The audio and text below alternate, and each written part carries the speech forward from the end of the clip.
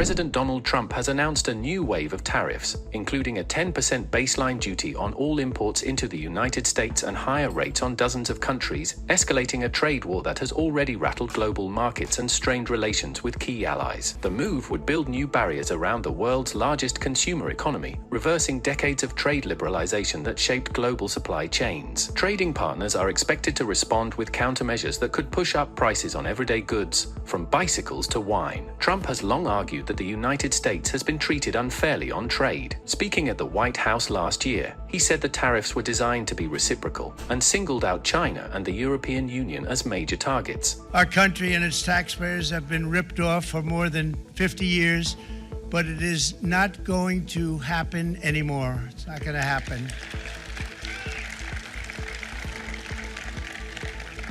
In a few moments, I will sign a historic executive order instituting reciprocal tariffs on countries throughout the world. Reciprocal, that means they do it to us and we do it to them. So if you look at that, China, first row, China, 67%. That's tariffs charged to the USA, including currency manipulation. You know, you think of European Union, very friendly. They rip us off. It's so sad to see. It's so pathetic. 39%, we're going to charge them 20%, so we're charging them essentially. Markets have swung sharply through the past year as tariff threats have been announced, paused, revived, and challenged in court. Wall Street sold off heavily in early April last year after Trump unveiled sweeping duties, before rallying days later when he announced a 90-day pause for most countries while raising tariffs on China. Since then, the tariff agenda has expanded across multiple fronts. Canada and other allies have sought talks, while US officials have held negotiations with Beijing, and Trump has announced or threatened new duties on a range of trading partners and products, from copper to major industrial exports. Addressing some of those issues that we have, but also finding those areas of mutual cooperation so we can move forward. Very nice. Thank you very much. It's a very nice statement. Reached an agreement on a 90-day pause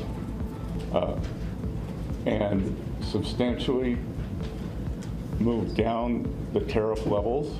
Both sides on the reciprocal tariffs will move their tariffs down 115%.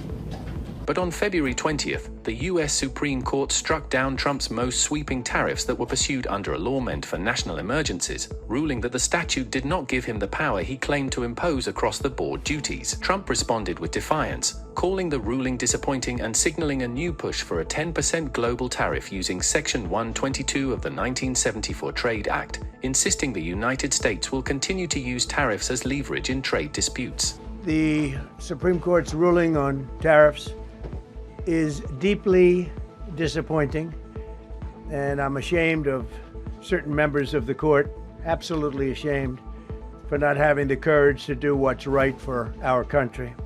Foreign countries that have been ripping us off for years are ecstatic. They're so happy. And they're dancing in the streets, but they won't be dancing for long, that I can assure you.